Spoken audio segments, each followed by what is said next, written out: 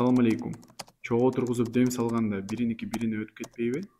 Мисалы, көз тиген адамга жин кирген адамдыкы. Валейкум ассалам ва рахматуллахи ва баракатух.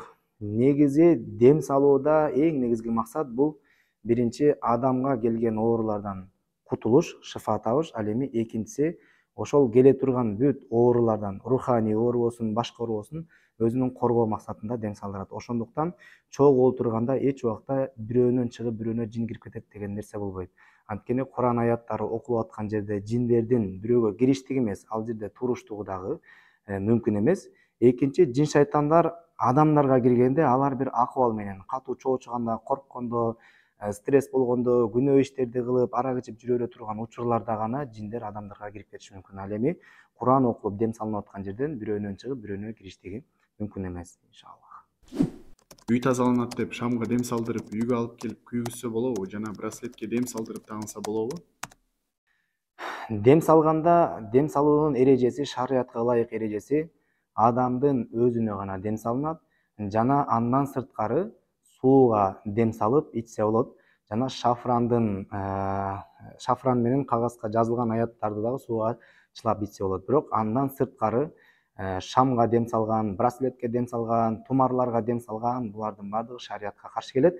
Бул ыкманы көбүнчө бакшы, көз ачыктар колдонот. Ошондуктан ушундай ыкмалардан, ушундай нерселерден алыс болгон жакшыраак. Үйдөн сыйкыр табылса кантип жандыруу керек? Эгер үйдөн сыйкырга тиешелүү буюмдар же болбосо шектенген, сыйкырга тиешелүү экенине шектенген буюмдар, тумарлар, кагаздар, жиптер табыла турган болсо, аны дароо ыргытып жиберүү же дароо өрттөп салбоо керек.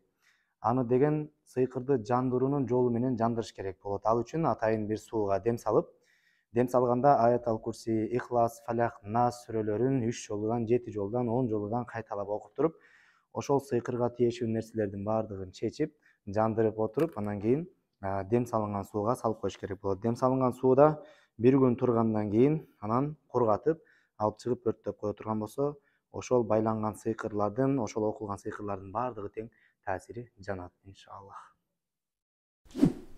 Илгерки кара дуба азыркы учурда зыянын тийгизеби? Сыйкыр же болбосо ошол көз ачыктар кара дуба деген нерсе, сыйкыр булар качан окулса дагы, илгери окулса дагы жанганга чейин булар зыянын бере берет. Балким чоң атасындагы окулган сыйкыр дубалар кээ бир учурларда небересине, балдарына чейин зыян берген дагы учурлар болот. Ал үчүн жакшылап сыйкырдан коргонуунун дубаларын, аяттарын окуп, дем салдырып тазалангандан кийин анын зыяны кайтат, иншаллах. Түштө дайым жиндерди көп көрсө же өзүнө жин кирген болсо жана түшүндө бирөөдөн качып жүрө берсе эмне болот? Түш бул биздин акыбалыбыздан кабар бере турган Аллах Тааладан келген кайып илим болот.